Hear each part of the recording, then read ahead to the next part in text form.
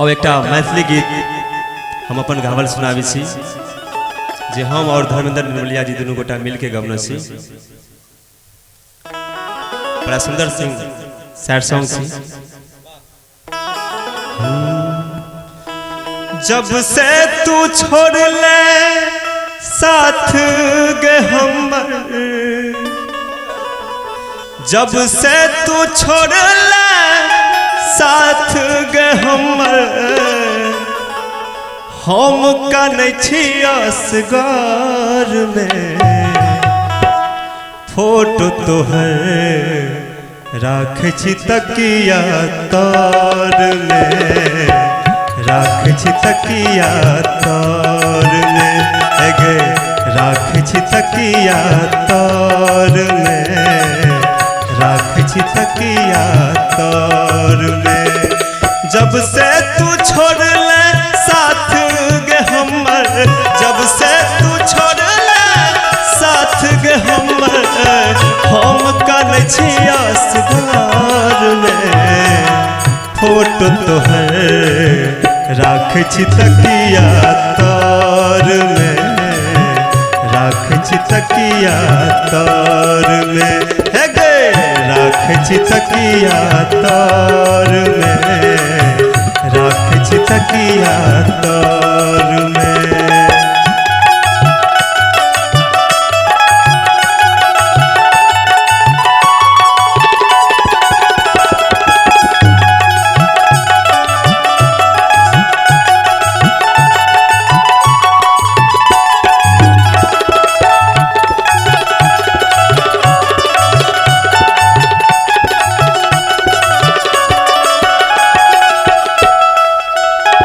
गे हमरा भूलैला तू चटपट करै छी, हम तो याद कऽ के छटपट मरै छी।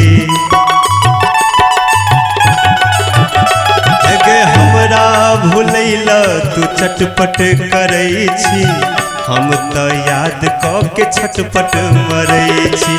हमर दुआ तोरा लागौ गे जाना, हमर दुआ गे जाना, खुश रहे दोसरा के जार में फोटो तोहर राखै छी तकिया तर में, राखै छी तकिया तर में, राखै छी तकिया तर में, राखै छी तकिया तर में।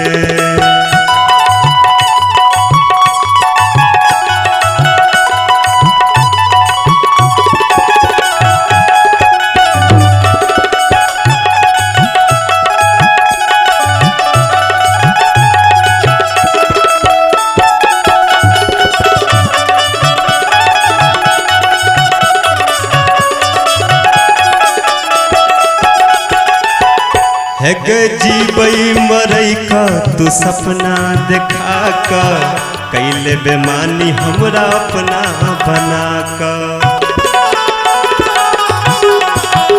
है गे जीबै मरै का तू सपना देखा का, कैले बेमानी हमरा अपना बना का। कहो निर्मलिया झुन झुन बाला, कहो निर्मलिया झुन झुन बाला, राइटर के सब गे डगर में फोटो तोहर राखै छी तकिया तर में, राखै छी तकिया तर में, हे गे राखै छी तकिया तर में, राखै छी तकिया तर में। जब से तू छोड़ ले साथ गे हमर, जब से तू छोड़ ले साथ गे हमर, हम कनै छी असगर में फोटो तोहर राखै छी तकिया तर में, राखै छी तकिया तर।